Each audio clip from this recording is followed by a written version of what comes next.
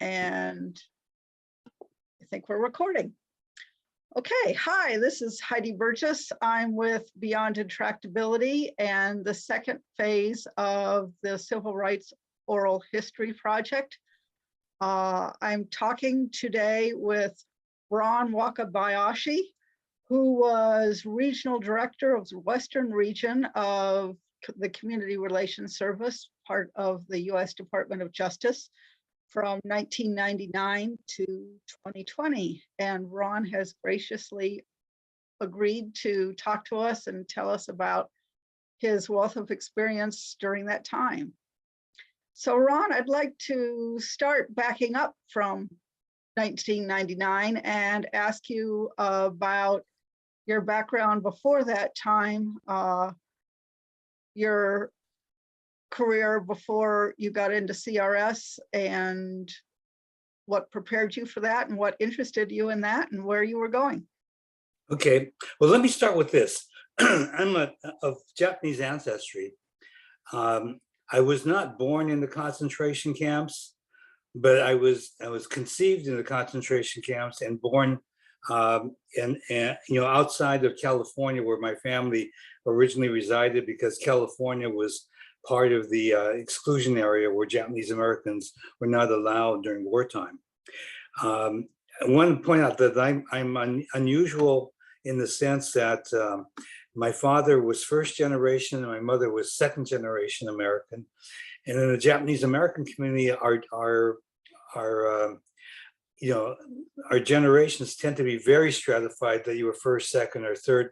And I'm kind of an anomaly in being 1.5 generations in the way we count it. And it's significant to me in that, because my father was foreign born, and my mother was American born, I think, and my cohorts were generally, treated as third generation with American born parents. I think I had a different exposure and even culturally different experience by being in that place. And I think it has relevance to my work later on. Anyway, we returned to Los Angeles. I grew up initially for a bit in South Central Los Angeles, and then in the Boyle Heights, East Los Angeles area. I was in a neighborhood that was very diverse. Jewish, Russian, Latino, and Japanese, and I attended an all Japanese Roman Catholic school, even though I was Buddhist. It was the only Catholic mission in Los Angeles, that had that status officially. And then, I think if I just fast forward a little bit. The era that I'm growing up is in the period of the civil rights movement and the anti-war movement in the United States, and excuse me, and I think they were very influential, and in fact so influential that in the 60s there was an organization of people just coming out of college or going into college of Japanese ancestry that convened to explore the question, what does the sense of racial and ethnic identity mean for persons of Japanese ancestry. So I became involved in some very early stuff in the late 60s in the first Pan-Asian kind of organizing. And I ended up being on the county and city of Los Angeles had a joint powers board to fund Johnson's War on Poverty. So it was the Greater Los Angeles Community Action Agency, 15-member board, and I occupied one seat on that board. Even though I think, the youngest person on the board, I was in my 20s. The agency focused overwhelmingly on Black and Latino communities, and it was just fascinating to me that one is that the exposure that comes from that experience, and where my relative placement was, after the fact, I kind of recognized they placed me to kind of run the personnel committee, and things like that, that put me in sort of the middle of some contentious issues, particularly between Black and brown communities. And in hindsight, I do think that there's a good deal that has to do with kind of Japanese or Asian Americans being viewed as white adjacent or model minority. But I think a lot of experience comes out of that.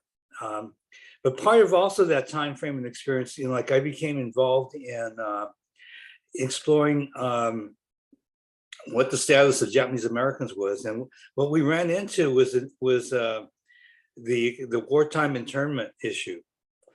And for my generation, most of us did not have an idea what that was. There are only 2 books out at that time. One was A Legal Tomb by Tenbrook at Berkeley, and another was kind of a popular history by Roger Daniels.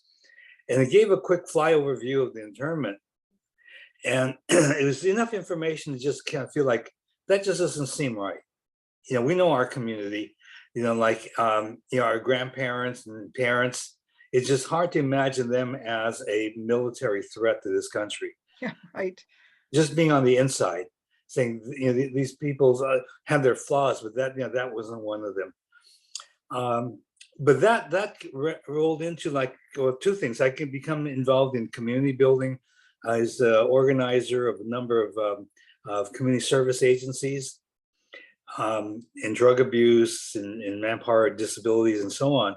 But I was also involved in this campaign that eventually reaches the mainstream organization in the Japanese American community, the Japanese American Citizens League. So what you had is kind of a bunch of outlier young people who were pushing the issue of the wartime internment and raising the issue of redress and reparations. It doesn't mainstream. It's kind of a, like I said, an outlier issue until the very late 70s, when the Japanese American Citizens is finally kind of put in the position to have to adopt a position in support. And in that time, I become active again with the JCL to work on that issue. It takes me in 1981 to become the national director of the Japanese American Citizens League while we run the campaign, and I do that for 8 years. And after we have the Reagan signature, personal issues. My son was ready for elementary school and all that. I wanted to come back and be in Los Angeles, where there's a support system of family and so on. We came back, and then I had an interesting job at United Way as the vice president of community problem solving, and had the interesting kind of opportunity to kind of work on AIDS. So AIDS Project LA, and work on early immigration issues with the Campaign for Humane Immigration Reform in Los Angeles. Oh. So it gave me some broader experience. And then Tom Bradley asked me if I would come on and be the human relations director for the city of Los Angeles. I did that for 5 years, and I took a leap up to the County Human Relations Commission, which was a larger entity. I did that for 5 years. And after that 5 years, I was invited to come to the Community Relations Service and serve there principally as the Western Regional Director, which had Hawaii, Guam, California, Nevada, and Arizona. I had short stints. I had the 6 month as the acting deputy director of the agency when the deputy resigned or retired. And during the latter administrations when CRS was being, we had kind of imposed rifts or reductions in force. It ended up that I had additional regional assignments. So I had Region 10, which is the Pacific Northwest, Alaska, Oregon, Idaho, Washington, and also got Region 8, which is the mountain region. So I got the Dakotas, Montana, Colorado, Wyoming. I think I had about 14 states by the time I reached a retirement period. So that's sort of the work history and journey. So you were regional director the whole time. The region just kept on getting bigger and bigger. Right, or else I had double duty, like when I was the deputy director, I also kept the regional responsibilities. Okay. Oh, so you were deputy director of all of CRS then?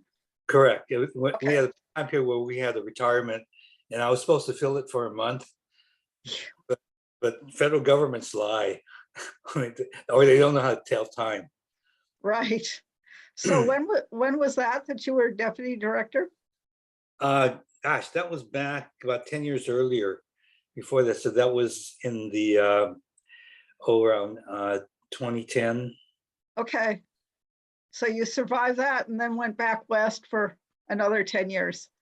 Yeah, no, but actually I kept both. I was commuting for 6 months. Oh, wow. Okay, that sounds really tough. So you were recruited into CRS. You didn't choose it on your own. What made it of interest to you? I'm not sure. I'm not sure if I really understood all of it, but the I mean, as I mentioned, I was working in human relations, and human relations is an interesting field in the sense that, like we used to talk about it as a field without a discipline. What people expected from human relations people is that we wanted to get people to hold hands and sing Kumbaya. And as a practical matter, if you look at human relations commissions at the municipal level, for the most part, I think they were decorative, symbolic, but not particularly meaningful. What Tom Bradley did is pulled me into the cluster of public safety agencies. So I was under the supervision of the deputy mayor, and I had the police, fire, EMTs, whereas most of the time human relations commissions were stuck with youth, senior citizens, Yeah. and those, cultural affairs. And it gave a different perspective and a different exposure to kind of, particularly with law enforcement.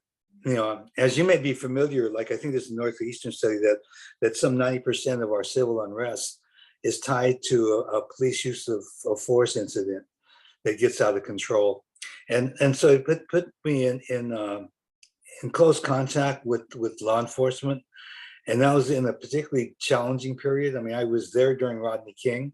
Okay, I was wondering where that played in. Yeah, toward the tail end of that. So,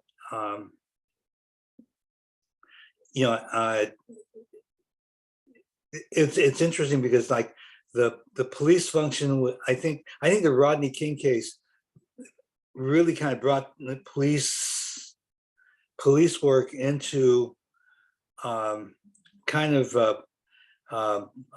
public study to look at, like the role of the police, and I think it's grown since then, but I think that's where it starts. Interesting. So were you involved in dealing with that incident when you were with the Human Rights Commission? I was, and the aspect that I had a primary or dominant relationship was, like, if you remember in 1992, the first days of the civil unrest were described as a protest against police, misconduct. 3 days into it, it was called the Black Korean riot. Right. So it morphed, and the morphing was really an interesting process. That was, a huge lesson. And part of that was also looking at, like, one doing an analysis of why that took place, that morphing took place, and what, and how it was continuing to play out. For example, the we got one of my earliest things that we would call a mediation or anything like that was pulling together the Brotherhood Crusade from the Black community, which was well established and been doing fundraising and support for social services and advocacy for several decades.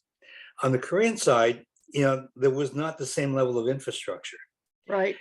the 1.5 generation, the young folks that were English speaking and were more culturally literate and could interact, you know, and engage, you know, the Black community, you know, we can convene them and pull them together.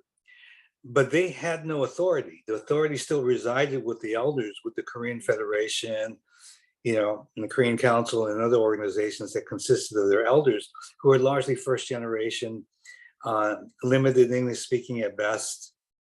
And so, you know, the Koreans did not have the agility in the negotiations, you know, nor the experience. And so you could, you know, like sitting there, you could see that kind of imbalance taking place there. There were small interventions that you could do.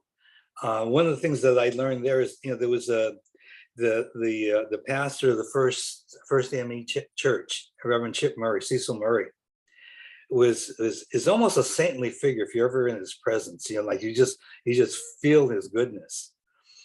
I asked Chip if he would serve as an observer during these meetings. And I asked him, like, after we got into the meetings, and I was correct in sort of assessing that the behavior of all the parties, you know, elevated in his presence. Huh. You know, I mean, people were much more statesman-like in their positions and their statements than they were without his presence. And that was true for both the Blacks and the Koreans? Right. Interesting.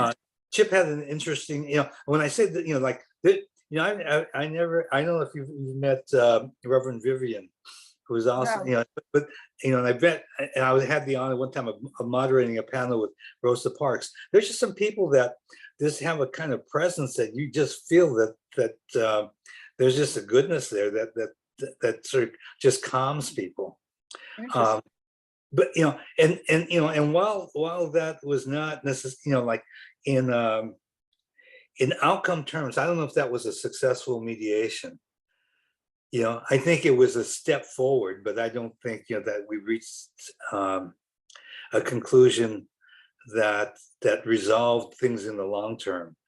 You know, the Korean community actually ends up moving out.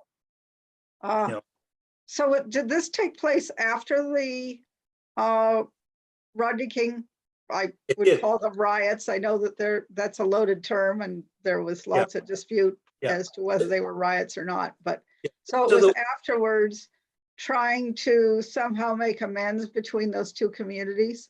Yeah, it's tried to get, you know, like, well, continue the work, like even during that period of you know, prior to the King incident. So the Rodney King thing gets the media at one level of, like, because it's such an egregious, you know, and it's one of the earliest captures of a beating like that on video. Right.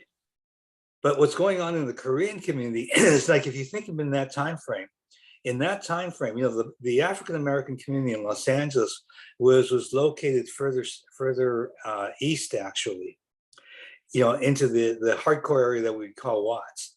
And then if you look and look at sort of the kind of like migration or geographic change of the Black community, it moves about a mile westward every decade.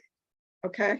Right, and that's moving forward. And by the time that we get to the 70s, okay, and if we mark the 70s, in the 60s, you know, is the Civil Rights Act, and one of the pieces with the Civil Rights Act is also the impact on immigration.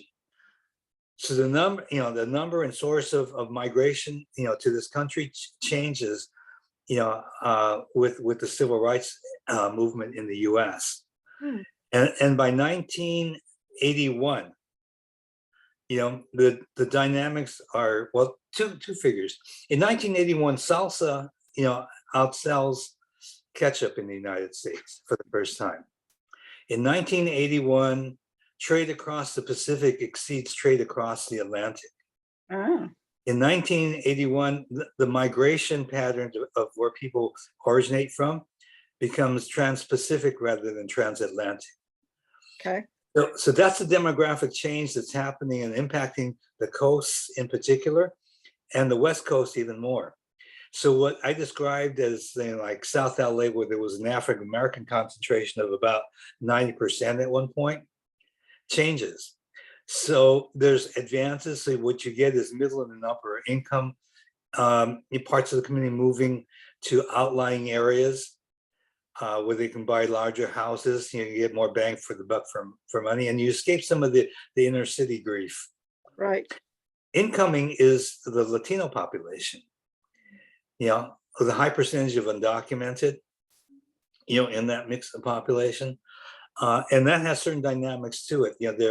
They're vulnerable. They don't use banks because they don't have documents, and so they're vulnerable targets for a Black community that has become much more concentrated underclass. Mm-hmm. The Koreans come in there, as merchants. There were 700 Korean-owned stores. And this is in the same geographic area. Same geographic area and same time frame. I mean, that's kind of the demographic change that takes place. So, and most of the Korean community migrates in that time period. Most of them come in as merchant class. So in that time window, like Asian Indians, South Asians, folks from India, come in about the same numbers, but they can come in as medical professionals, so they're upstairs. Right. The Koreans come in downstairs, so and they come in as merchant class. So you start noticing the Korean stores, markets, and you get that stereotype developing.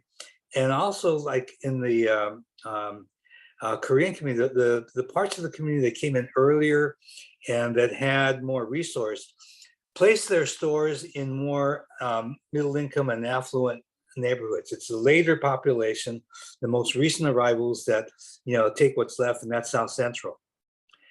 And so South Central, the pattern is you work 7 days a week, 12 hours a day, and you're really relying on family labor to make that work. So the first generation immigrants, it can work for them. But at the same time, it's high crime. It's high crime meaning, petty crime, shoplifting, and those kind of things. And those kind of things create a dynamic where there's tensions between the Korean store owners and Black consumers. That it's disrespectful. That guy wouldn't even hand me the money, man. He puts the money down on the counter and shoves it at me. For Koreans, it's impolite to touch people. So there's a cultural misunderstanding, and also just the shoplifting. Like only one of you can come in at a time. That feels like you're being disrespected. Right. And then you have like sort of at the same time media silos.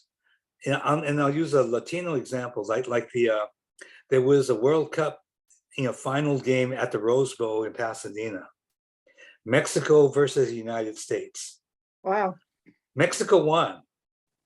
So Huntington Park, which is a city with about 90% immigrant population, they're celebrating. Right. So if you read the LA Times, it said like the Mexican immigrants celebrating, getting out of control. They were drinking, and the police had to use force, and they imposed a curfew. If you read the Spanish language newspaper, it said like the police stripped the Mexican flag away from celebrants, threw it on the ground, and stomped on it. So depending on which media you read, because they were silos, different bad guy. And you saw the same thing with the Black Korean conflict, the Sentinel newspaper, which is closely associated with the Brotherhood Crusade.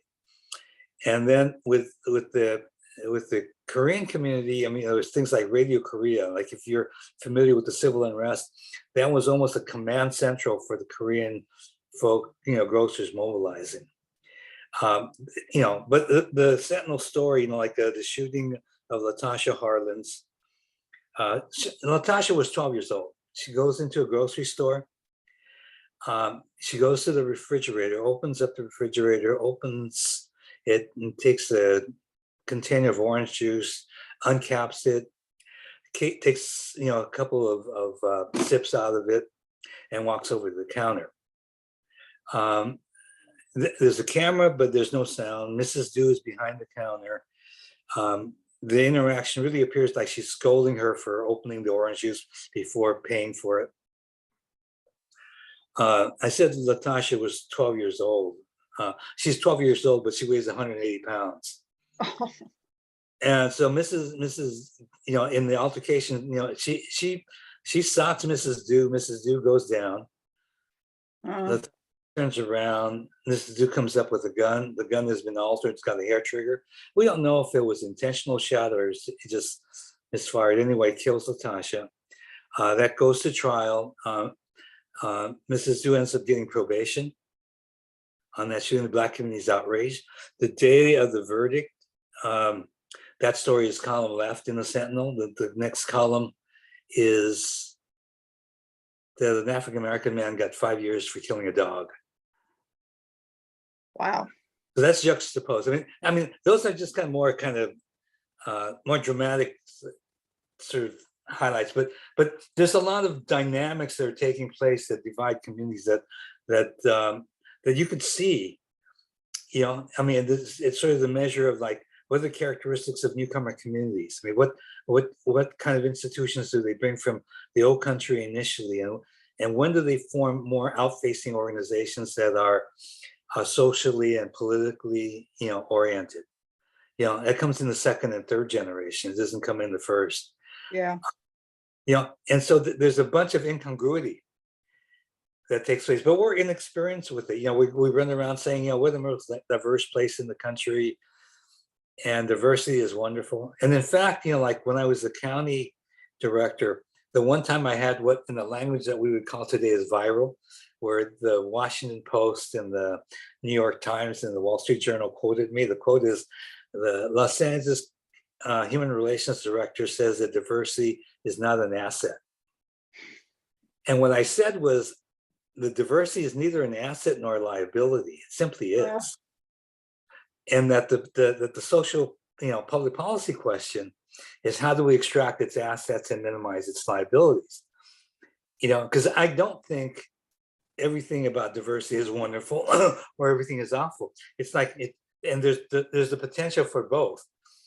And Right. people need to think and work on that, because they're both kind of facets to it, like with everything else. But it's an interesting time period that we came through. So I think the human relations experience was really helpful for me. And in fact, because of the experience that we had, I started, we created the thing called the California Association of Human Rights Organizations. And inside my own HRC, I started cutting mutual assistance agreements with other human relations commissions within the county. So I'm the county director, and I've got 88 cities in my county. But most of them, want to hold hands and sing Kumbaya and hold poster contests, and that's all fine. There's nothing wrong with that. Every once in a while, they have an advocacy issue come up because some incident takes place, some critical, what we would call a critical incident. And the learning is that when they had critical incidents, they were conflicted, because they had one role as they understood of pushing diversity, and y'all come and everything's wonderful, and this other one of trying to sort out the conflict, where you might have to take a side, or you might have to sit people down and be a neutral. And they weren't used to being neutrals. And so we had a lot of work to do, but we created a mutual assistance network that kind of tried to study that and train on that. Cities didn't want to kind of go in that direction, because if they had a conflict of that sort, it's bad PR and it's bad for property values in business. So they would rather have it go away. But I think it was a learning experience for us that, of one, if you look back at what I was describing as the kind of dynamics in Black Korean conflict, you could see stuff. And in that same time, because the county human relations had responsibility for an annual hate crime report, I had the good fortune of running into an academic, a geographer. And what he did for us was he took all other demographic data, like zip code maps of communities that had and extracted. Give me the communities where the population has flipped from one dominant population to another. And then we geocoded hate crime, racial hate crime, Oh, LGBT. And the racial hate crime, coincided with the demographic shift maps. The you say LGBT, it did or did not? it did. Yeah. that makes- LGBT hate crime didn't. And when we started picking up data like where the victims and where the perpetrators came from, like racial hate crime really tend to be very much neighborhood when people were contesting over space and other resources. LGBT hate crime, folks drove a distance and in groups to go do their mischief. Huh. Really very different phenomenon and much more a pattern of violence, where religious hate crime was vandalism.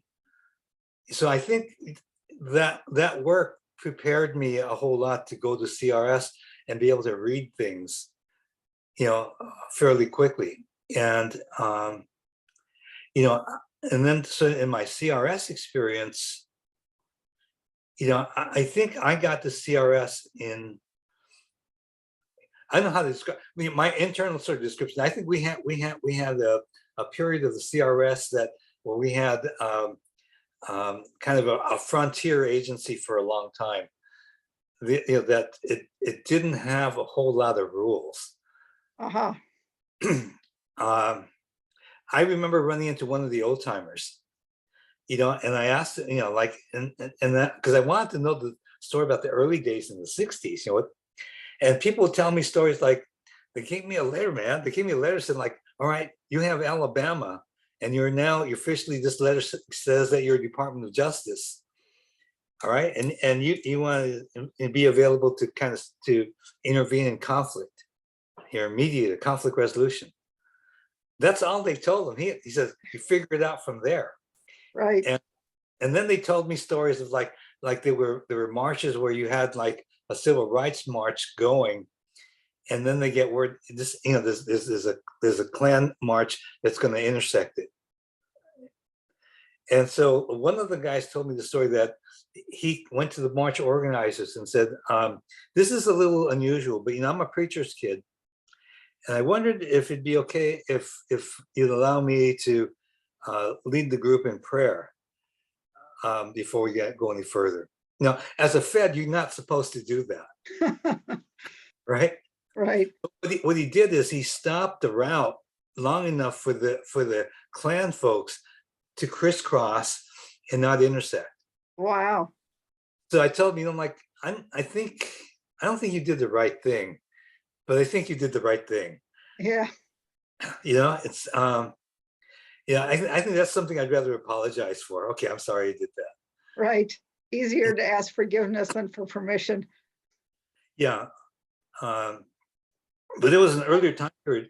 I think when I get there, one of the things that I think I brought to it was to look at it and say, hey, like there's some patterns to the work we do, and I think we'd benefit from systematizing it a little more. For example, like there's a map that they still use. Like I have a line drawing where of a protest where I break a protest into 4 segments. That there's an assembly stage, a march stage, a rally stage, and a disband stage. And it's really looking at like just seeing those a number of times and saying, they have distinct stages, and there were really almost 4 different events in terms of the risk for something to become problematic. And then if you can plan on that basis, at stage 1, what kind of things you want to make sure you have. And so it resulted in us developing some methodology. Like we ought to have the organizers and the cops meet if we could beforehand, to have each other's communications information, to have an understanding on the assembly area. And if the crowd becomes larger than what you anticipated and it spills into the street, do we have an understanding with the police, what the contingency for that is? rather than to enforce something at that time. Just kind of, and it's evolved over time. Even like things of creating, like police would have their command post, and because we were Justice Department, generally we were allowed in, but the community would never be allowed in there. In fact, I had one case where actually you had a tribal situation where there were tribal police and the sheriff's department, and the sheriff wouldn't let the tribal police into their command post because they were not certified, post certified. Uh, But it just would, like, if you guys would just talk to each other, it'd just save a lot of grief, because there have just been three Indian deputies, killed by sheriff officers in a border conflict. So we got them to agree, like, would you be willing to go side by side, because these were outdoor command posts, basically tents, and we put them right next to each other. So one would not let the other inside their others, but they can talk across the table. okay. And then we created our own community command post where we could have protesters, clergy, other assets, the police, all come into the same space, and problem solve like a situation that would develop, during a protest. But so there were things like that developed, I think, in our area. So there's much more, in some ways, much more methodological, organized in the way we looked at things. I think it went off the deep end in recent years, where then, they went too far, that only these 7 off-the-shelf programs are what you can do. Oh, And that doesn't work. Situations are too different. I mean, I think the prototypes are good to give us a framework and understand. So that's sort of a quick overview journey. that's a great overview, and I've got some questions. I want to pause us for just a minute because I've been double recording this. Okay. Using the Zoom recording and then a backup recording to my own computer. And 3 minutes ago, I got a message that the backup recording has failed because I'm out of disk space, and I want to just see if I can fix that. I'm pretty sure that the Zoom recording will work, but I hate to lose it. So let me just fiddle around for a minute here. Go ahead. Are you in Colorado or are you back east? I'm in Colorado. Okay. My wife is, she's a Buffalo. Oh, yeah? Yeah. Did she go to school here or what? Yeah, she got her bachelor's there. Her social work degree is from UCLA. Okay. She finished out of there. What years? I don't even remember. Like, she's 73. Okay, we were probably there at the same time. Okay. I'm 71. Okay. And I did my undergrad and grad work here, and we left for 1 year and went to Boston and decided we liked Boulder too much, and so we came back and made a life here. So yeah, we were here at the same time. Yeah, she gave me kind of a quick ride through Boulder the other day. We were there. Boulder's sweet. It's a nice place. It is a very nice place. So I'm doing the backup recording again. We'll have to take that middle part out of the Zoom recording. Okay, so we're back in business now, I hope. Okay. So I want to go way back to something that you were talking about early on. Before you got to CRS, you were talking about the mediation that you did between the Korean shop owners of LA with the Rodney King situation and the Blacks. And you said that you weren't sure it was successful because I gather the Koreans ended up moving out. What was your goal there? What were you hoping to accomplish? I think let's see. I've kind of felt this through my whole career that the word resolution doesn't really fit in our business, and we can advance things. You can make it better, but fixing, is sometimes so complicated. And so the fixing, like for the Black Korean situation, if we do, whether, if we assess why there is a conflict, because, looking at it differently, Yeah, the Koreans didn't live in South Central. They just had their shops there. There's not much interaction. They actually did hire from the community, but they didn't understand that, like the kid with the red bandana and the blue bandana shouldn't be put in the same spot at the same time.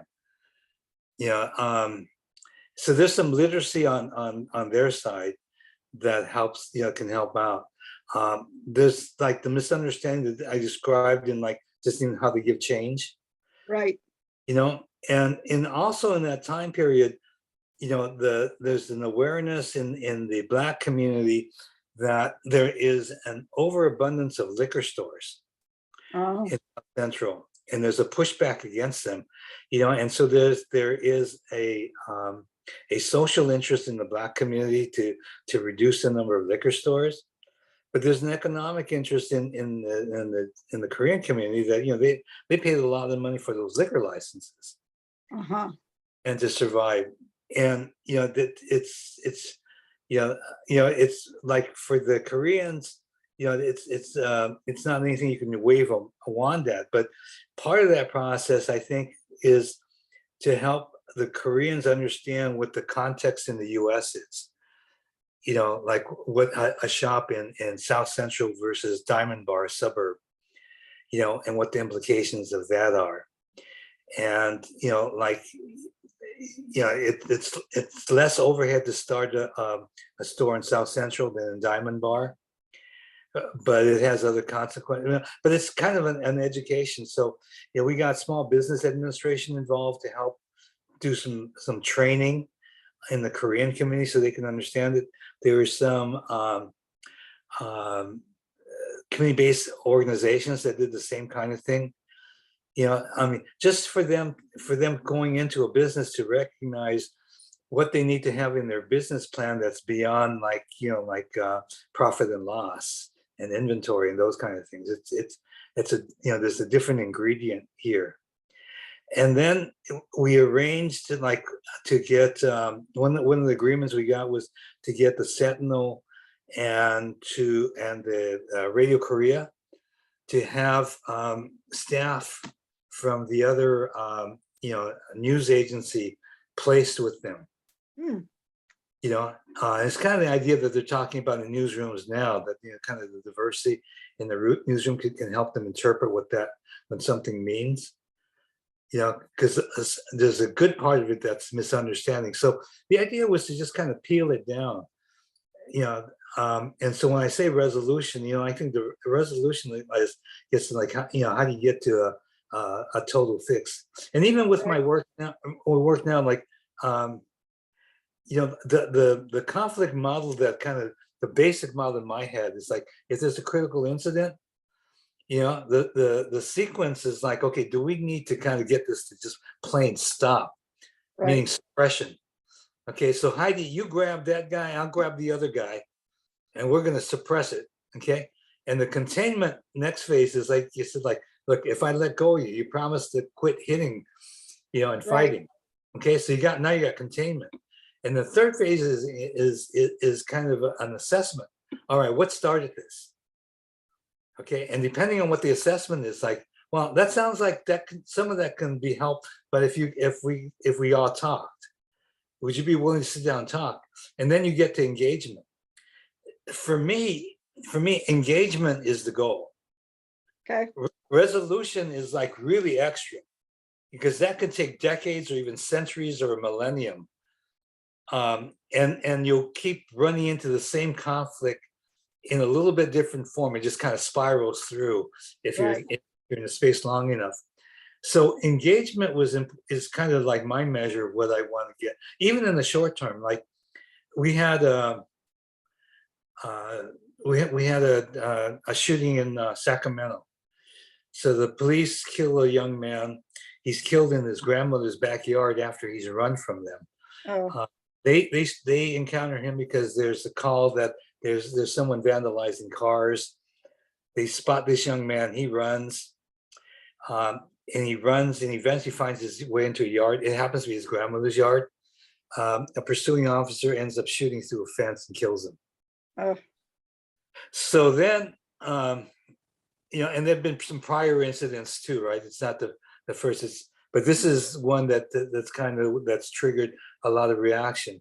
So my folks going in, I said, like, what we want to do is one, we want to assess who's doing what.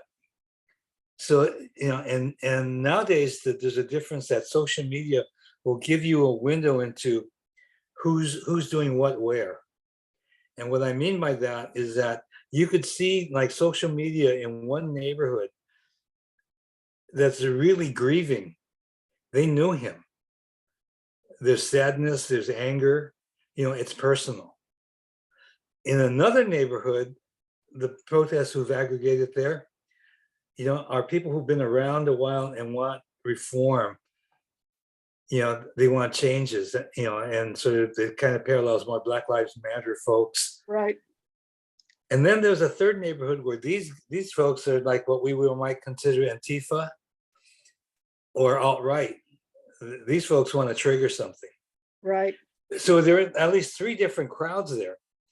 Now, did you see those crowds You can see media earlier, as well as the names you're using now clearly are names that are active now, but back in the 60s and 70s were similar type organizations? There's some, but the growth of what we would call alt-right and Antifa is different. Like right now, like if you look at Portland, Yeah. I mean, that's being treated as mutual combat because in essence, the folks that you would call reformers or protesters, they're not going out in that stuff because this is now mutual combat between groups that who ideologically are not committed to nonviolence.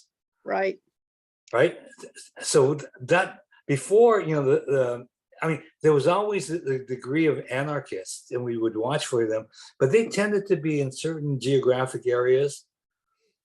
It wasn't always the case. Like the Bay Area, San Francisco, I would look for them. In Phoenix, interestingly, there's a population of folks that you would look for, even historically. But for most protests, that's not a large element. Yeah. And so, but still, you should look for it, and especially nowadays, you should look for it even more.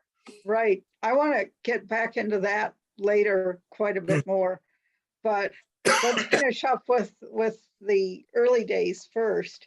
Okay. So you said the mediation wasn't successful, but it sounds to me like it probably was successful at doing the engagement phase, just not reaching an ultimate resolution. Would you? I think so. Like, if using that language, if resolution means that you have any kind of permanence, not is too strong a word, but even like some kind of like stable resolution, stable peace. I think we can get to an interim peace, and these things keep needing to be refreshed. Right. But if you can just get to the point where you have some understanding, some better cultural understanding between the groups, and maybe a process going forward for responding to incidents, which brings me to the case that you sent the articles about. And that goes back, I think, to your discussion of templates and patterns of situations and how to respond. You're talking about. Sorry? Are you referencing Inglewood? Yeah. So what I want to say for the camera is that Ron sent us a newspaper article and a document that I believe you were created for CRS talking about the Englewood case and what could be learned more generally from that case about how CRS should respond to similar situations. We will post those documents if Ron is agreed to that, along with the interview. But what I'd like to ask you to do now is to just give some background on the case. The articles actually didn't give all that much background, to tell us a little bit what it was about and how you proceeded to engage in that one. Okay. Well, Inglewood, California, is historically an interesting community. Right now, it's the home of the LA Rams, and but it's gone through a number of demographic shifts. It's gone from a white community to a Black community to a Latino community. It's shifted quite a bit over time. At the time of the Donovan Jackson incident, this was like a 14-year-old young Black man who was, in a vehicle that was stopped by Inglewood PD. He's riding with his father, and there's next to, they were pulled over, and their vehicle was located in a gas station. There was a man with a video camera in the motel that was adjoining that caught this on video. So what the visual that they captured was this young man, 14 years old. He's a very slender young man, small stature. Is handcuffed behind his back, and you can see an officer who's pretty well built, who's in back of the young man. And what the video captures, the officer taking his head and slamming it on the cruiser, on the trunk of the cruiser. And again, the visual, went viral and became the case.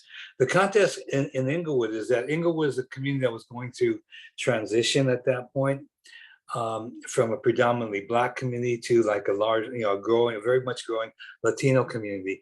And there's contention going on between those two communities, particularly at the gang level. They were headed to an all-time high in terms of level of homicides taking place in that city. So the concern was, when you have incidents take place, or any kind of unrest, like the unrest is like when I would describe, like, looking at an assessment of a situation, there are those who have direct interest in the situation, people who are grieving, or who know people who want to reform.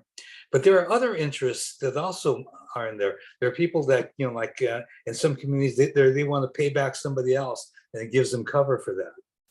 Or you want to get a television set. There are other forces at work. But so the conflict between the Latino and Black gangs was one of the interests that we wanted to kind of be conscious of, because there had already been a significant pattern of homicides already. That, and I said, it was headed toward like probably an all-time high for Inglewood. So And Inglewood, what year was this? Gosh, I can't.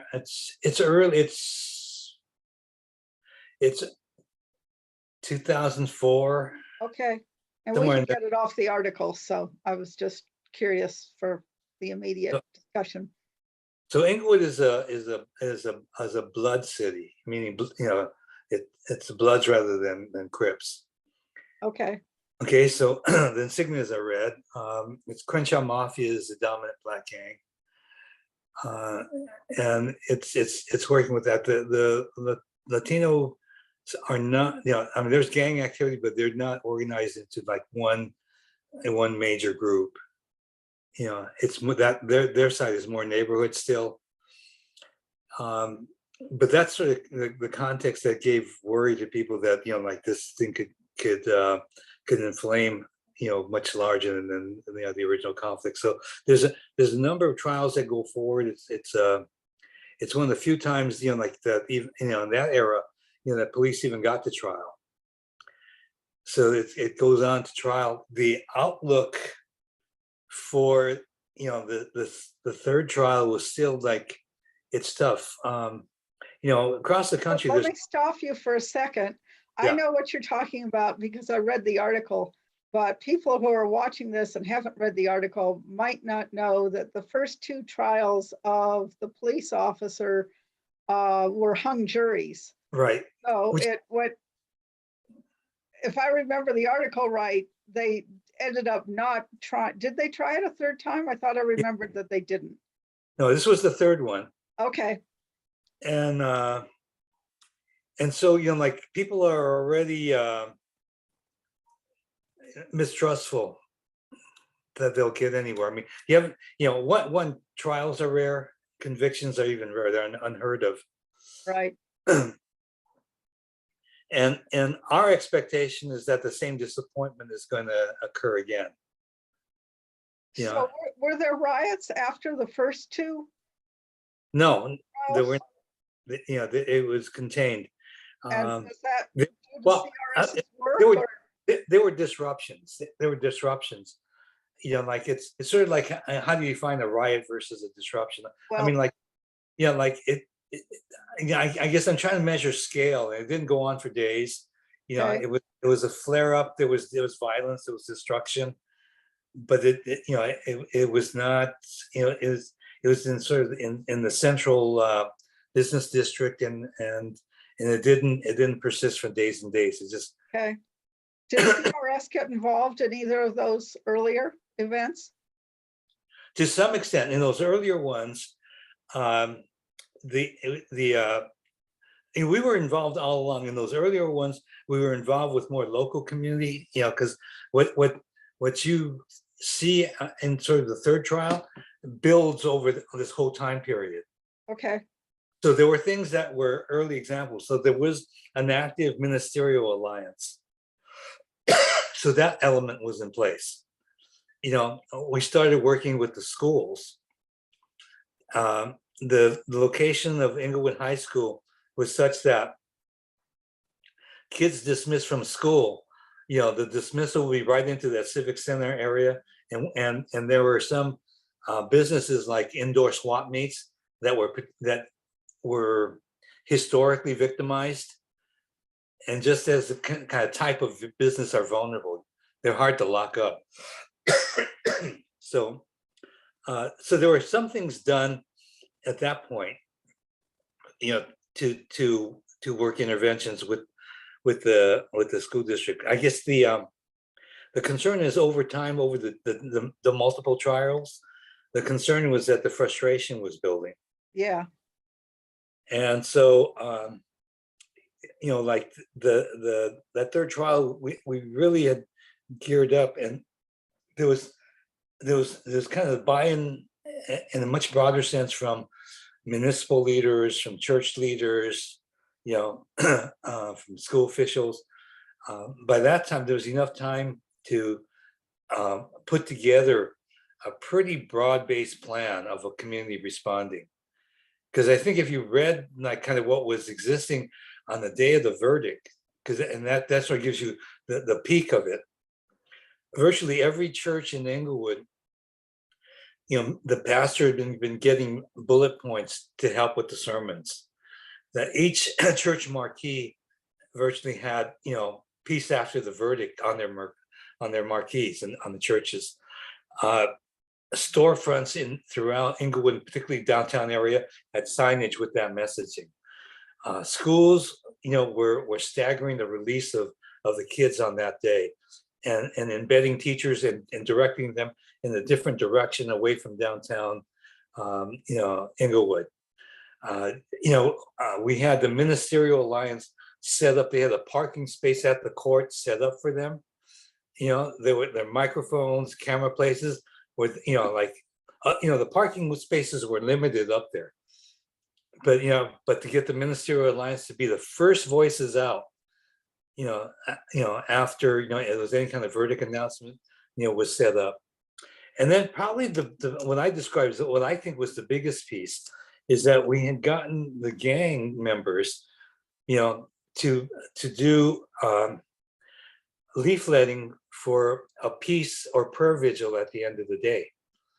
So you have Crenshaw Mafia guys running out in yellow t-shirts saying peace ambassadors, in 4 areas of the city, leafletting, calling for people to come to a prayer vigil at the end of the night, calling for peace.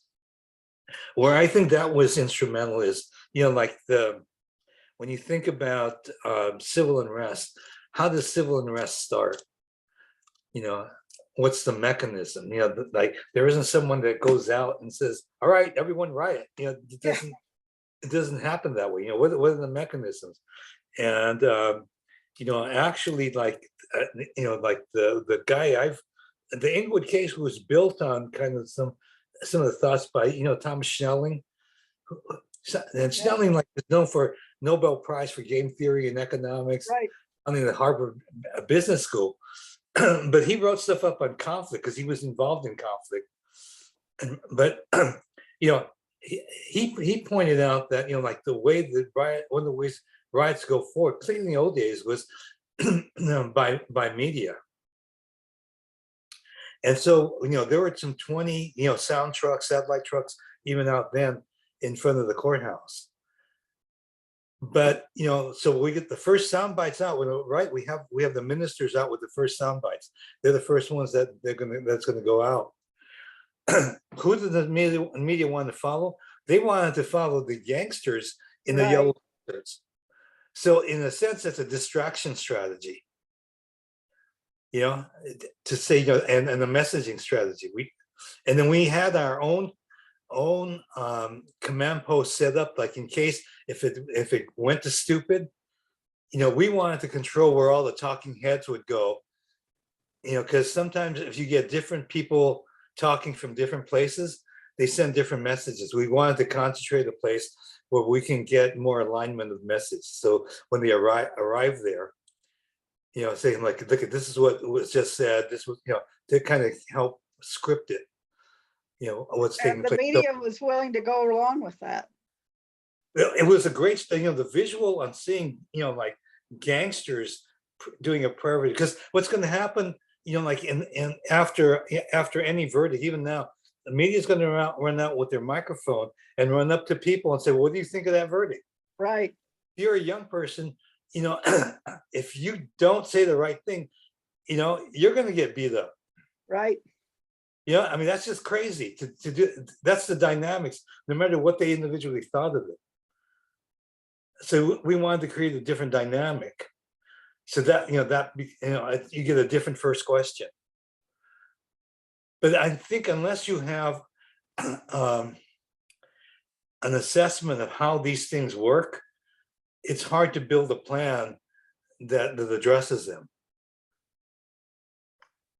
Totally agree. I'm just really interested that you were able to get the media to not ask the question of what did you think of the verdict, or did they ask that and you managed to get the kids to know to say, well, I'm disappointed, but we're trying to maintain. The kids had that message. I mean, because like because they went through a training, you know, and like the training was interesting. I mean, part of the training actually was transformative in terms of the relationship with the police department and the Yanks. Because there's the guy who did the training was an old buddy of mine, Bill Burgess. Burgess is in a wheelchair, and he's in a wheelchair because, you know, he caught a bullet a long time ago, you know, and he was involved in earlier riots. I mean, he told me stories of like, yeah, man, when they started, I saw in the news, I was in Phoenix and LA, you know, starting to burn. You know, I felt obligated to start a fire in Phoenix. But, you know, he says, no, it's hard to start a fire in Phoenix. You know, and he couldn't do it. But it told me of like sort of like the contagion and how that worked. So I'm having Bill do the training. He can tell his own stories about it, right? As he's training the young folks, and he's got their respect because he's an OG. But, you know, like I had Inglewood PD in the back of the room, you know, saying, hey, come check it out, you know, because I know you guys are suspicious. So Bill, when he's training the young men, he's saying, look, if you know, like no weapons. I don't want anyone carrying, packing nothing at this thing. We don't want a distraction from the message.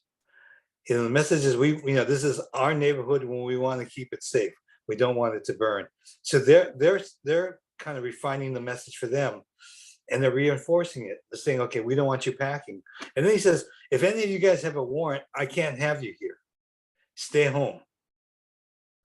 And then this is kind of the convincing line, I think. He tells them, look, see those guys in the back of the room? You know, those are the pigs. That's the Inglewood PD. You're right. They're required to respect your rights. I'm not. You guys are packing, or you come here, you know, and you got a warrant out, I'll kick your ass. And the cops are sitting in the back of the room. All right, you know, I think it was transformative in their relationship.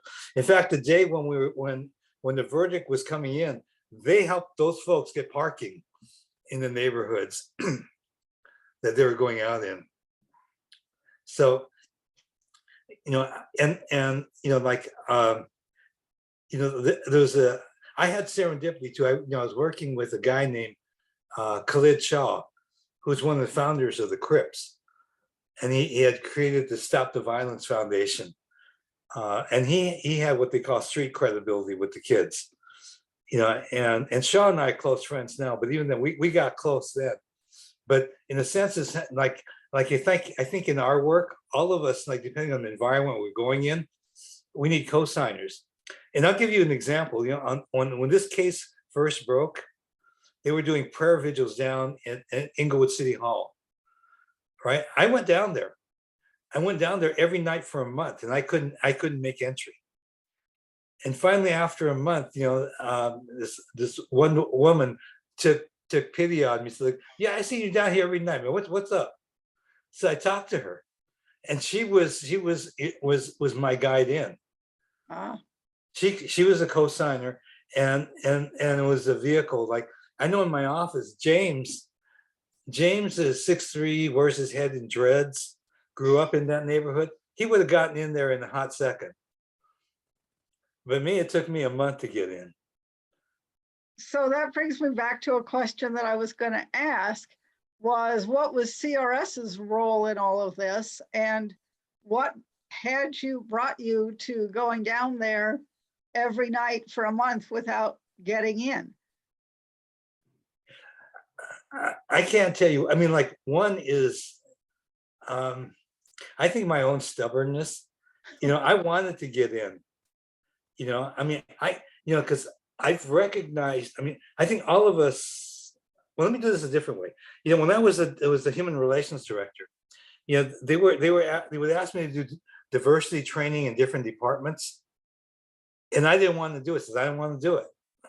I don't do diversity training, but I'll do a thing that I call identity management.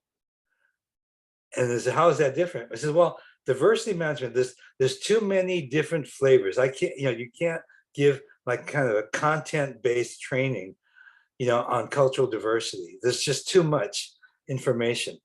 What we have 160 different language groups.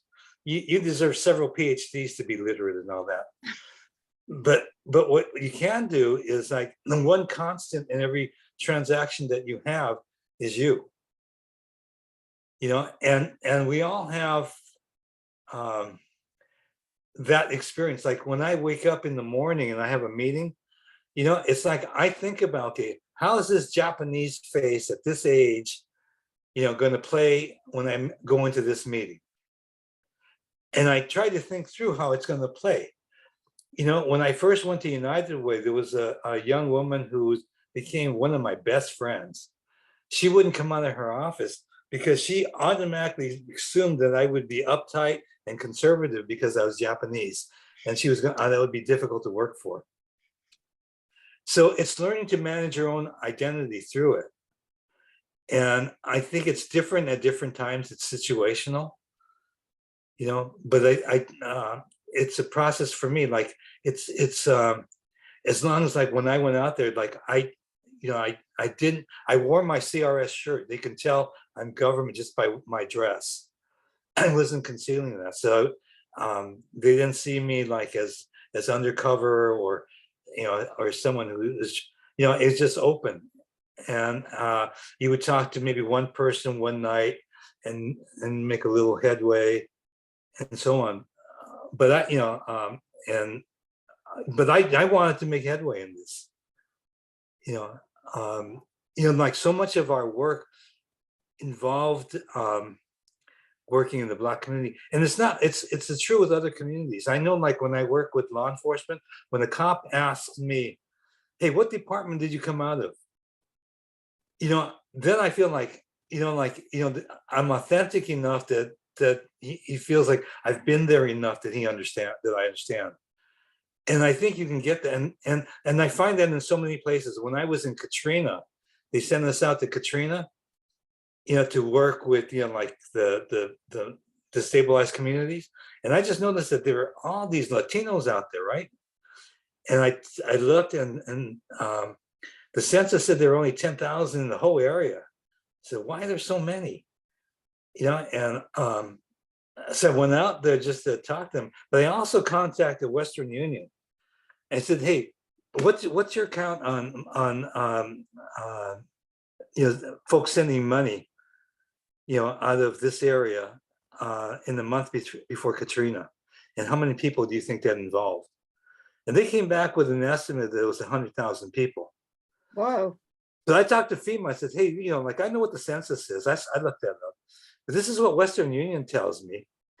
And then I went out and I saw those guys out there. I started talking to them, and I'm not a Spanish speaker, but I have a little bit. I have vocabulary, and I heard them talking, and I heard one guy use the vos form of you. So it's like, so I knew enough that that's from El Salvador. So I talked to him, and he says, my friend here's from Honduras. I says, oh, cachachos, which is their nickname for themselves. And he says, and that was enough for them. It's like, you've been there, you've been with us before.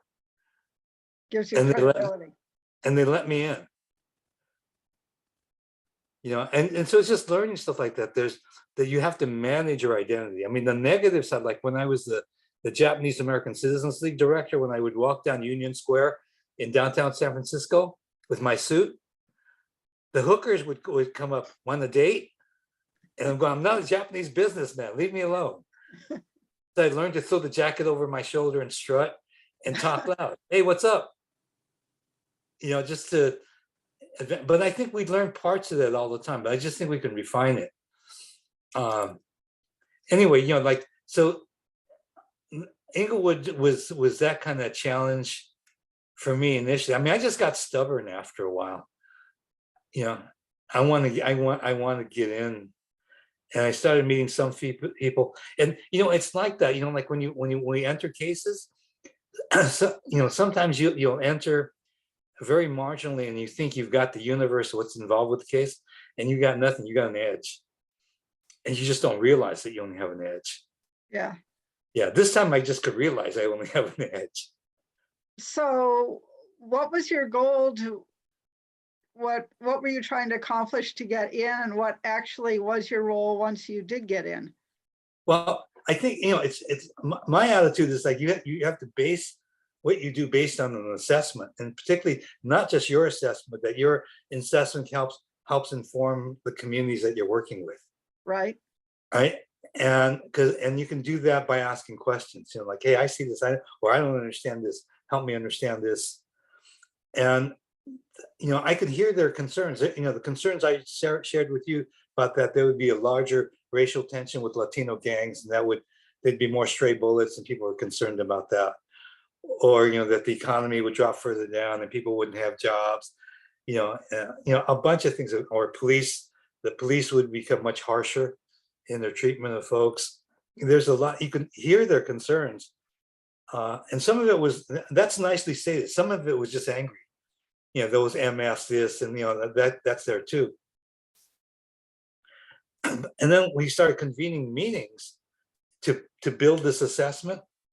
And the assessment becomes kind of a group activity, and each informs the other.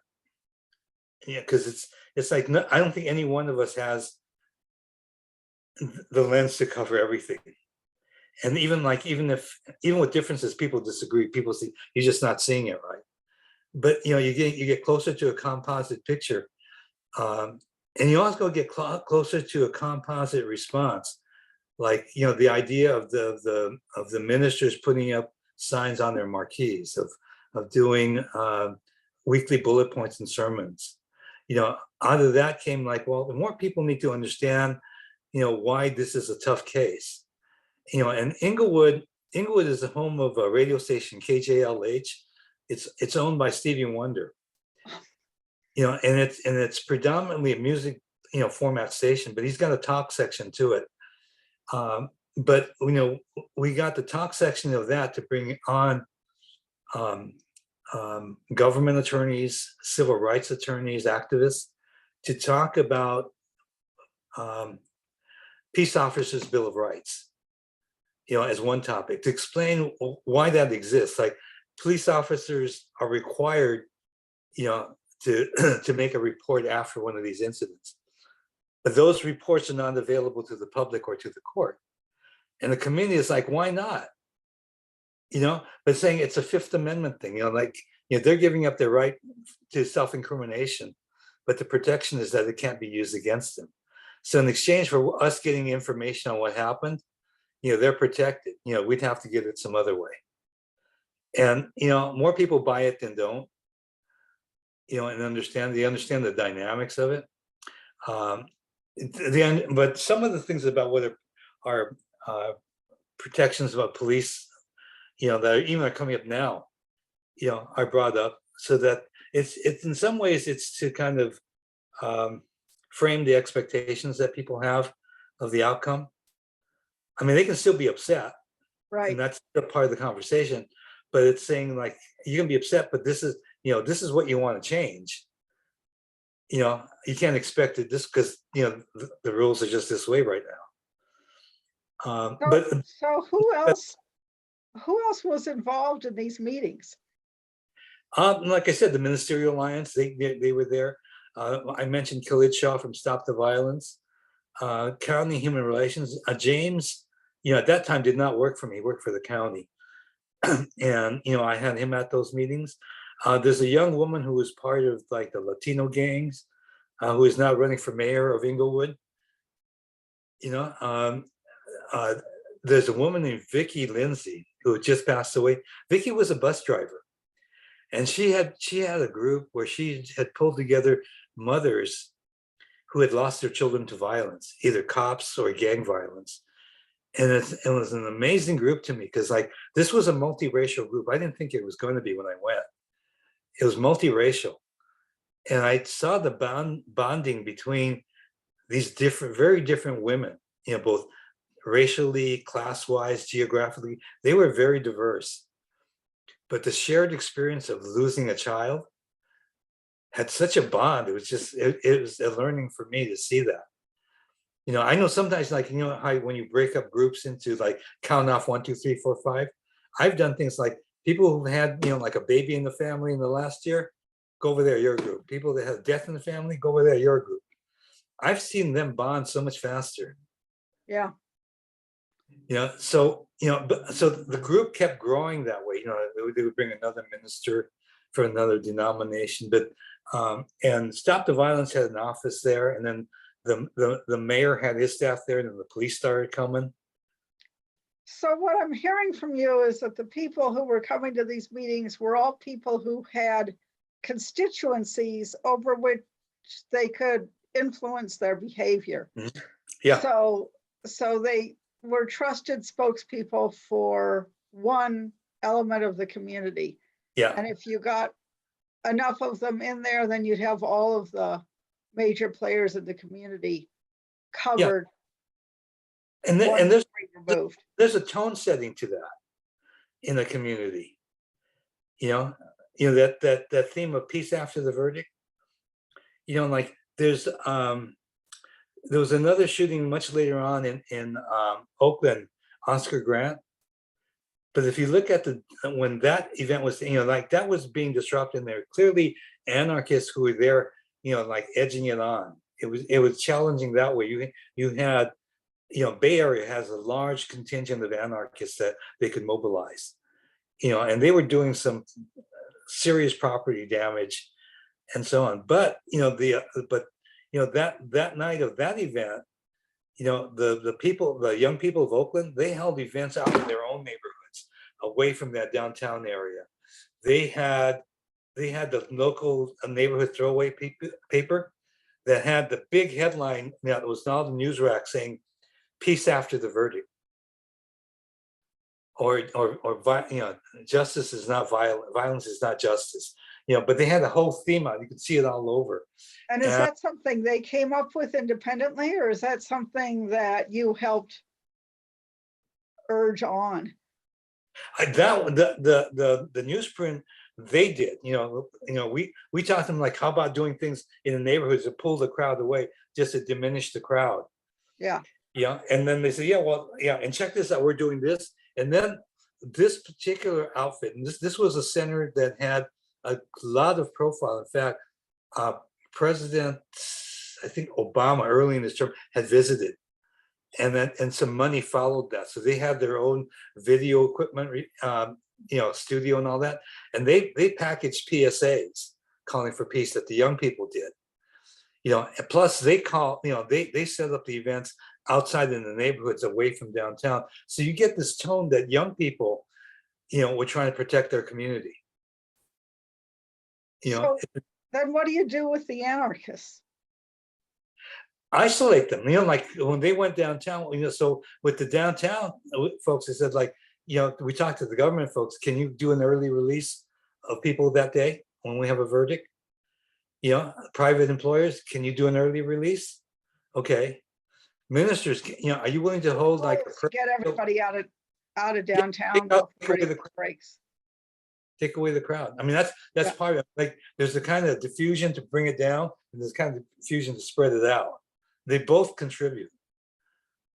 So basically, the anarchists don't have anybody to watch them, nobody to egg them on. Yeah, you want to take away the crowd. Okay. Yeah. So does that seem to calm them down, or do they keep at it anyway?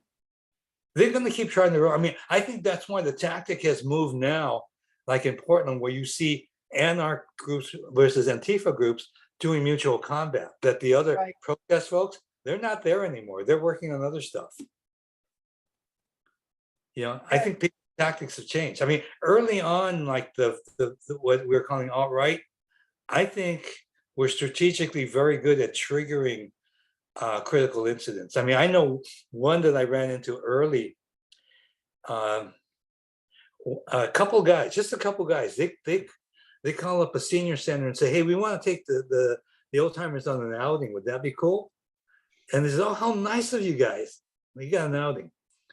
Then and what they had planned was there was a light rail station that had some artwork that contained some language that could be read as pro-immigration, and they were anti-immigration. So, in California, we had the Minutemen and that sort of business going on. So they contact all the most nationalistic of the Latino groups, saying we're going to be there protesting, and then what they want to do is trigger a counter protest, right? And then they call some of the older folks in the middlemen and the militias and say, "Okay, we're doing this. Come on out and support us." In fact, wear your American flag jackets and park over in this area. Well, if they parked in that area, they would have to walk through the Latino crowd with their American jackets and their flags and their signs. So it's just agitation. They talk to the cops and say, we're doing this protest and we're worried that we have some very elderly people, and they get the sympathy of the cops. So the cops have a special squad to take care of the old folks because they're concerned for them. But what they've done is they have triggered a counter protest. Counter protest, different than a protest, does not have a command and control structure. If you're doing a protest, you organize it and like, these are the rules, these are the monitors, this is what we're going to do. Counter protest, it's everyone comes that's in reaction and there's no control. I mean, tactically, I think it's smart. I don't like it, but I think it's clever. So there's no control over the Antifas? It's all everyone for himself? There's very little control. And, it's changing, like before, and there was a time period when you go back at the time of Charlottesville and you said Antifa, that was not an organization. That's only a grouping, it's a category of anti. There are groups that now call themselves Antifa.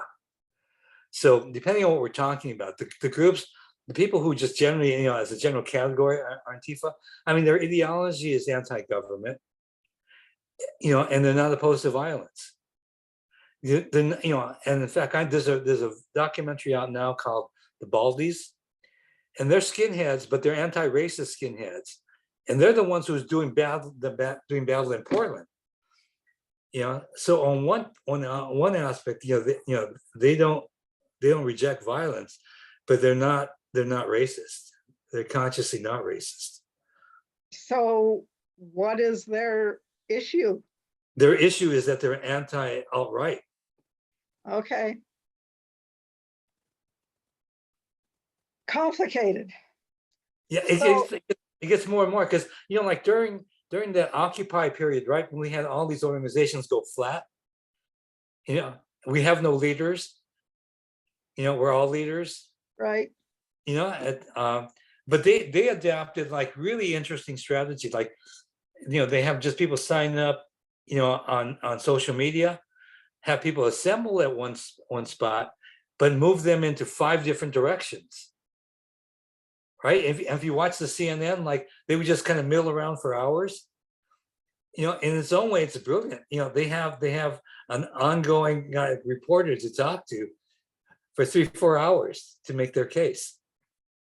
I think it's smart for what they want to do. yeah, And you saw it early on, like even before Occupy, the Sean Bell case, those protesters in New York, they did a thing of like, they announced 5 concurrent assembly areas in New York City. That's just to spread out the cops. In some ways, this is like playing football. How do you spread out their forces? right. Create a weakness. This. So I'm thinking back to the earlier interviews. We did 20 interviews Oh, with, uh-oh, sorry, that's an Amber Alert on I my was phone. gonna say, sounds like an Amber Alert. Okay, Okay, so you managed to turn that off pretty quickly. I'm good. Um, No, I'll do that. we did, I'm just looking at the sun coming in and blasting my face out. I'm gonna move for a minute and close. Okay.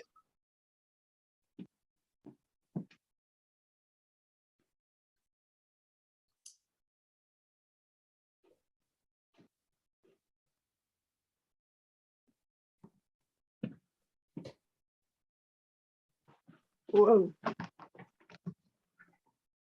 Well, it didn't even help. That's interesting. Let's see if I can move it. I don't want people looking at me anyway. I want them looking at you, but Well, I think you have more shade over to your left, at least in this. there. Yeah. That works for a little while. We'll see how long that lasts. It's nice to live in a sunny place anyway.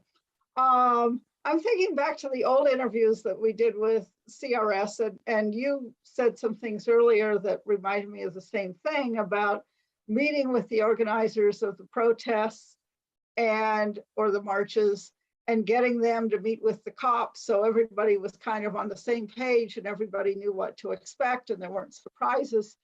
And this dispersion technique sounds like that makes that whole process very difficult, if not impossible. If there aren't leaders and everybody's going every which way and doing their own thing, makes CRS's role much more. Yeah, it changes, well, I don't know about CRS's role. I mean, I think part of what we need to do is like when we're hitting a protest situation is to do an assessment. If we're looking at like kind of the protests of an earlier era where you go from point A to point B, that's really old school protests. Yeah, And that's still done sometimes, but those are the safest kinds. I mean, those people are, that's really a First Amendment model, to do that. And even those can get sideways and you can improve that. But and the more recent First Amendment models, what I described is the milling around, but generally, like I think most of the groups are still, nonviolent oriented. And you want to help them pick up their theme. Like, like even to do the separation between anarchists and alt-right. I mean, like the people who are doing protests don't always make that separation because they're, like within anarchist groups, there are groups that want to exploit the situation and trigger. Like after Ferguson, like you saw many of the protest groups issue statements that say, to open letters to anarchists. Look, we welcome your support, but we don't want you taking over our stuff, and exploiting it. And what they would, things that would go on is they would kind of infiltrate someone else's march, and use it, and that would just that's just stealing, right? So you had this whole struggle where, like you had like a lot of voices, like coming out, in social media, that these folks read, that scolding us and like, that's just wrong, you guys, you know, and then you can develop even some tactics to keep them out. Like some of the protests, we said, like, if you're going to do it and you have contingents from different groups, you can keep those together in groups, like keep them in, like in certain colors. So it makes it harder for people to infiltrate into those groups. Ah, Just, you can keep them separate. yeah, So there's things that they could do if they're concerned about it, but it's like making that separation. Like there are folks that are anarchists that maybe have the same interest as the protesting group, but the difference may be like that they're willing to go to violence and that the other group is not. It's saying, like in fairness, you need to disclose that. Or, and if you're the organizer, just to, as a planner, to look out after your folks, you need to know who might be out there and who might, because even in a situation of when you're doing symbolic protests, like people are gonna get arrested, but it's symbolic. Most of the time, that's just orchestrated. Like we even put stickers on the people who are going to be arrested, so the cops know. Blue stickers, and they won't go limp. They'll go, just give them the ticket, and you can ticket them out. It's all theater. But the risk, even in some of those, is sometimes when you're doing those, somebody else who's just a viewer, a participant, gets enthused, and now they want to, be arrested too, but they don't know the drill or the crowd move, and they jump in, and that could be well-meaning, but it's like cops don't like surprises, right. So you want to talk to organizers about protecting against that, but because most organizers, when you ask the question of like, are we concerned about people's safety, the ideology questions are harder. Because if they try to press us, where are you guys on this? We're neutrals.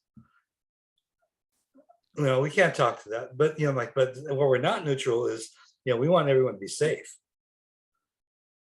So if you ask most of the organizers if they want people to be safe, I assume, unless they're anarchists, they're going to say yes.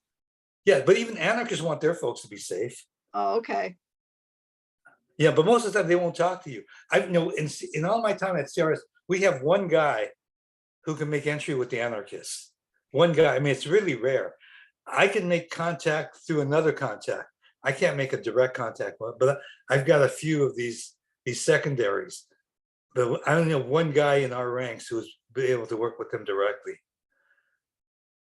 So how many cases would you say that you would deal with in a year that were like Englewood? Is that a rare situation or a common situation? Or no, that's rare. Like what I've been espousing for CRS in terms of its main mission is that if CRS can stop the wildfires, and by wildfires I mean things that flare into where there is a kind of upset and some disturbance that goes on, but it's limited from becoming wildfires, which means full-blown civil unrest. I think we earn our keep just doing that, and I think that's very doable. Like civil unrest just doesn't happen. It builds. That upset, and so if we keep that as our mission, that we want to stop these brush fires from becoming the wildfires, because the brush fires are really important in the sense that, like they're like pain. They tell you something's wrong and needs to be addressed. I mean, they're even helpful and constructive in that way, because left unattended, they turn into the brush fires, the wildfires. And so I think if we cultivate like an agency that embraces that kind of conflict as both natural and even useful. Like conflict is natural. and I think it's unnatural for everything to be in equilibrium. I mean, that's a goal. Right. It'd be nice to have, but most of the time, we're going to have some disequilibrium taking place. That's just kind of I'm Buddhist, so that's part of sort of my world. The world is impermanent; it's constant change, and I think that's true in the work as well. So, And that's where I don't get to the like an end state solution. right. but so I do think that if CRS played if only that role, it only would occupy about 5% of our time. And then, with the other 95%, I think we can build infrastructure. I think we can build methodology, help train people. Because most of the time, like when I talk about engagement, the engagement is like if you get local communities to grab a hold of the problem and work on it. And one of the things about being a Department of Justice is sometimes just with a phone call, if I call the city manager and say, hey, I read this incident that happened in your city, and I'm just asking questions. That's part of an assessment for me. I've learned that what that does is that city manager, after that phone call's over, is calling together his staff as, hey man, Justice Department is looking at this thing. We need to get our arms around this thing. Interesting. And it calls there. So I think there's things that we do to help tone things down. That you can do that consciously. Like even if we had like a duty officer like on their duty day, hey, just make these calls and just ask questions. We read about this, what are you guys doing on it? Do you need some help? That would we're kind of a catalyst. I think you just answered the question that I had, but I'm going to go back and ask it anyway to see if I'm right. You really surprised me when you said that dealing with brush fires would be 5% of your work. I would have thought that there's brush fires all the time. And you were saying that you were covering a bigger and bigger region. What we haven't gotten to yet is how many people you had to cover that region. But I know enough about the history of CRS to know that it probably was fairly small. And so I was wondering, how in the world do you decide which bush fires to cover and which not? And I was figuring that it was going to be a triage situation that would take up 100% of your time, not 5%. So I think I'm hearing you say that a lot of it you can delegate essentially with these phone calls, but how do you choose which ones to go into and which not? When they talk about floods and things like that, they say like this is a 100-year event or a 50-year event. Well, our last civil unrest was 92, so it was a 30-year event. I mean, they just don't happen. That was the last one. It takes a lot of energy to feel something like that. And I do think you can see it coming. And I think you can do interventions earlier. And like in 92, I think we were derelict. We it wasn't done. We had an unfortunate situation where you had, and you can have it again. You had public officials that were triggering it. I mean, Chief Gates had a major role. Yeah. I mean, in triggering that. And like so, like I mean, I know even talking to the mayor, then he said, hey, this, it's on, like you just can't put it out that quick. Once it's on, it's been built, and if you're going to stop it, you need to stop before. The additional thing that I think people didn't anticipate was that it morphed into the Black Korean thing. They thought it was, but even if you look at right now, like, that we have a period of a spike in anti-Asian hate crime. And that the Asian community is very nervous about it. And if you go deeper, if you go into Chinatown, especially like Oakland and New York, the gun buying and the gun clubs and all that are escalating. The Proud Boy leader in California is a guy named Tony Kim, but he goes by the moniker Rooftop Korean. That goes back, the language of 92. And I, what I would be concerned about is that, like, let's say this Mahmoud Arbery case becomes one that sparks protests like the George Floyd thing did.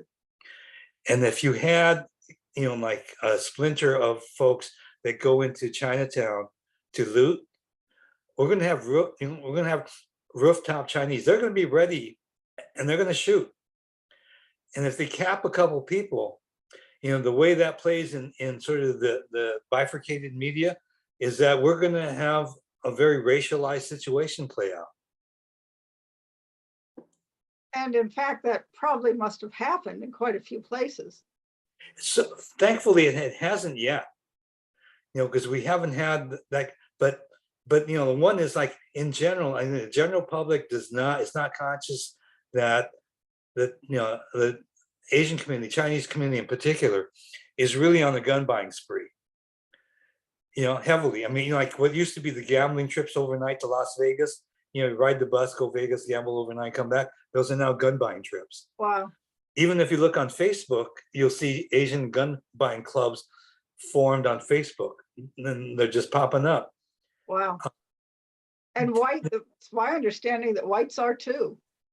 Yeah, and see, then when you think about the Asian immigrant groups, most of them come from countries where there was a draft, a mandatory draft. They're trained. Wow.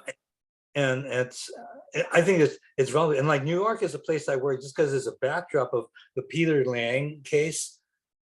Peter For that one. That was about 5 years ago. Lang was a second-year cop. He's on patrol. He gets to a call in a tenement in Harlem. He has they're searching the stairwells on the side of the tenement. It's dark. His gun discharges. He kills a man on a ricochet shot. Okay. But then he gets taken into trial, and it's the first trial in New York in 100 years of a police officer. Wow.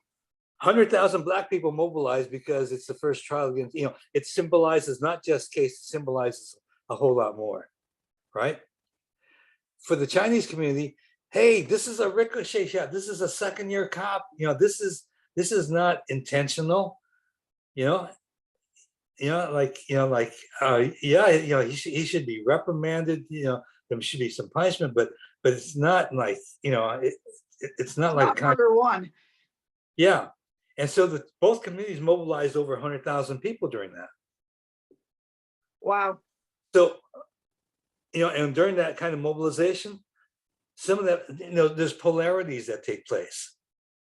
When you have ongoing protests, like the protests I was involved in Seattle, in Arizona, focused on Sheriff Arpaio, between the Latino community and like some of the Minutemen and those folks. Those protests became personal after a while. It was not, we're against 1070. We're open borders or closed borders. It wasn't that. It's like so and so is an asshole. I mean, literally. It personalized. So can you rally those folks around a message of that we want peace in our town? It sounds like that. No, but I think you can isolate them from people who don't carry that around, and have people recognize, look, there's some, there's some craziness in our town. Like Portland people recognize there's some craziness in our town. Most of the people who do protests and are social justice or reform oriented on both sides, have pulled away. Yeah. It's kind of the hardcore, people with guns and weapons. They're going at each other. So I think you could, people, you can generally get some separation with people saying, look, this is safety. Like these aren't like your other folks. So you separate out what I would call the sensible ones. Yeah. And then you just have to let the crazies have at it.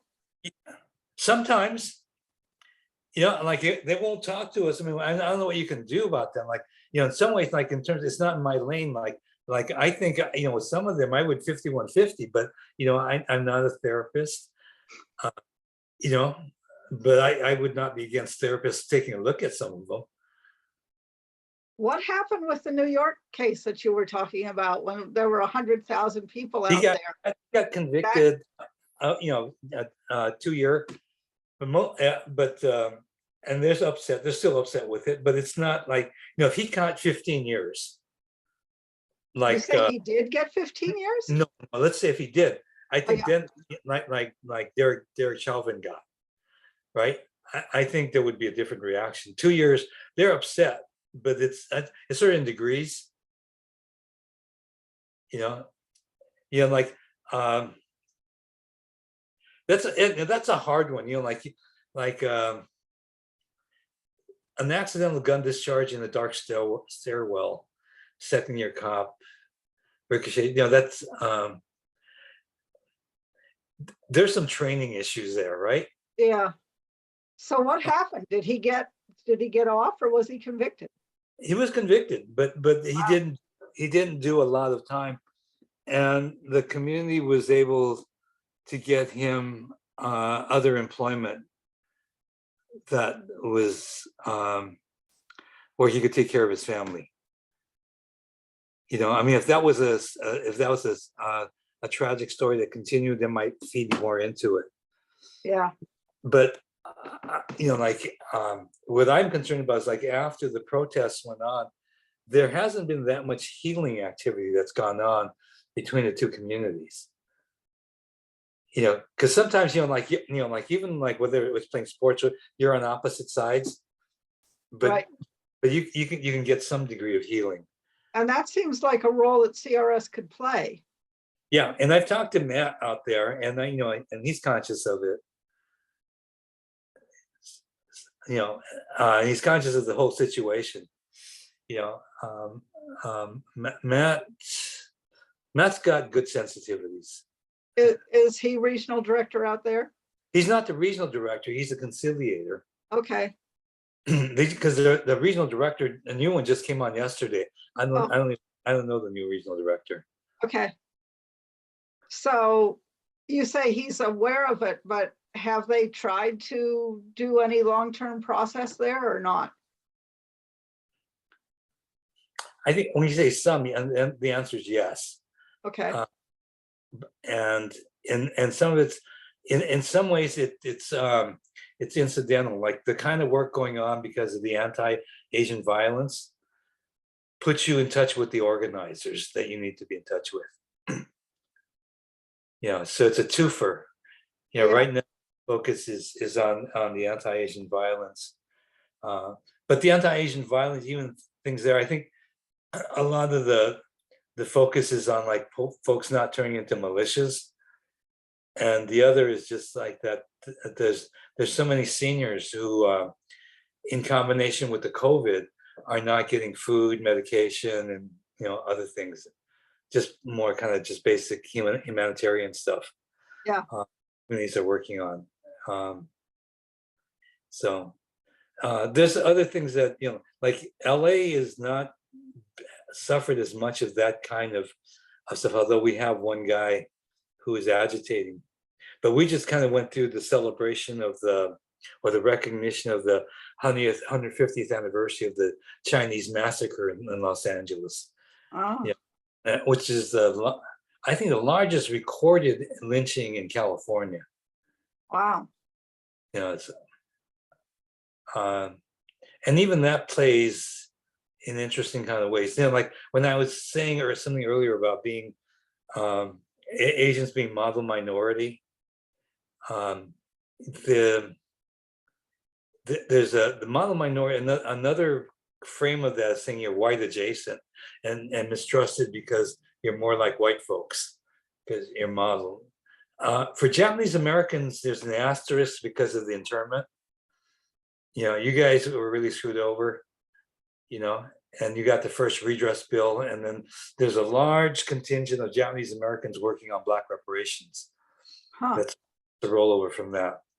The Chinese massacre stories and the Chinese exclusion, because the Chinese, when you kind of like really focus on, they're the only group that has had federal law specifically excluding them.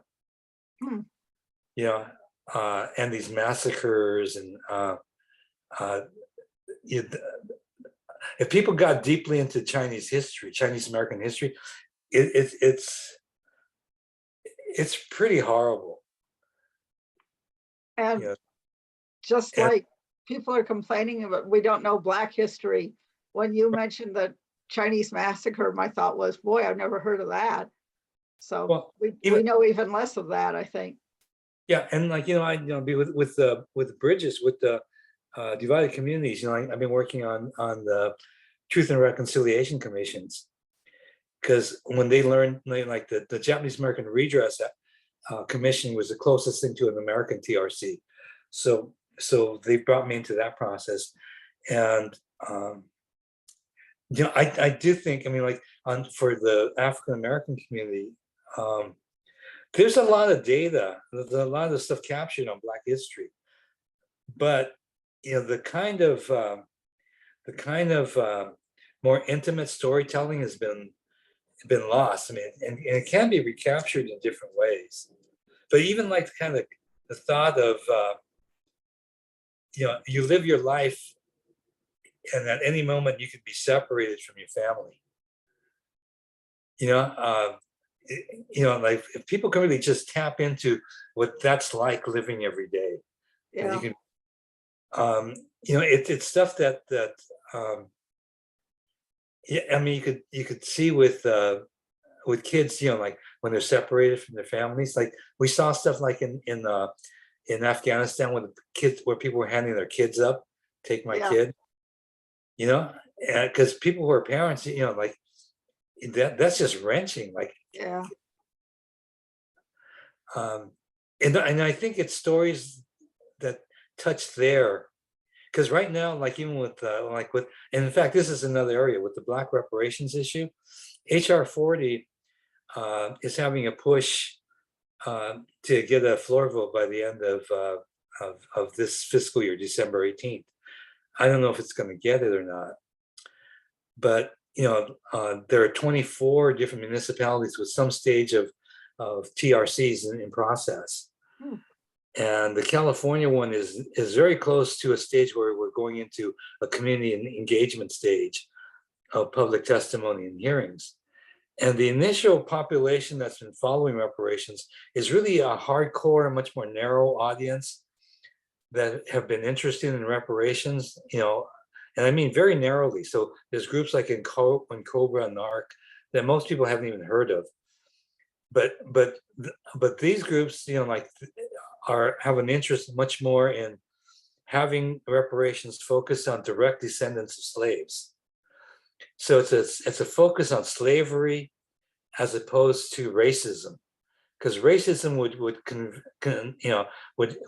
include other folks that have been impacted by all of the bad things about slavery, but the negativism, prisons, redlining.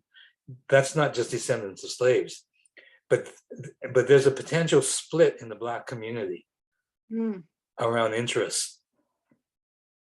And I think that I saw that in the Japanese American case. Like, the initial phase of things like this, even in the larger population, is like brainstorming. Everyone has their idea, and everyone thinks they're right, and they think the other person is wrong. And then you add testosterone into the mix, and it gets worse. And then it tends to become kind of a cottage industry, some clustering of interests and of points of view. But that's sort of a normal process on these things. But people who are right in the midst of it, it's hard to see process. Right. And I think one of the things we can contribute is to help people see process. Help like facilitate the process.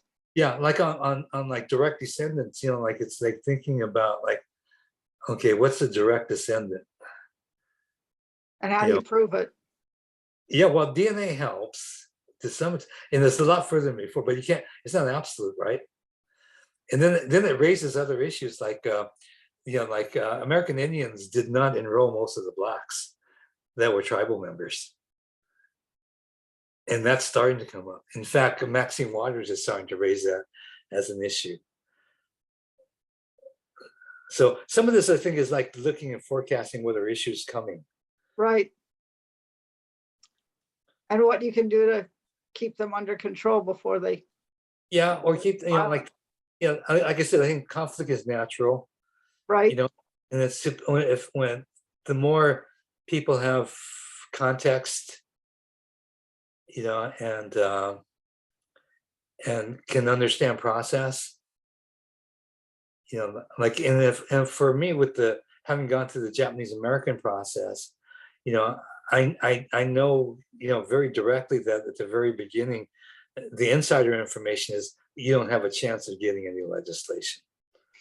You don't have a chance. A 1.5 million bill back then in 1987, 1988, with no member of Congress around at the time of the internment, and deniers and everything else, and it's not as bad a Congress as we have now, but all the Japanese American members of Congress, told you privately, we don't have a chance. Yeah. We don't have a chance. 5 years into it, it changed. I was thinking it came around. It came around, and then, because I said, I'm gonna give this 5 years, I'm gonna come back home. And then, Senator Noah says, Ron, you gotta stay. And so I stayed till we got the bill, till we got the signing.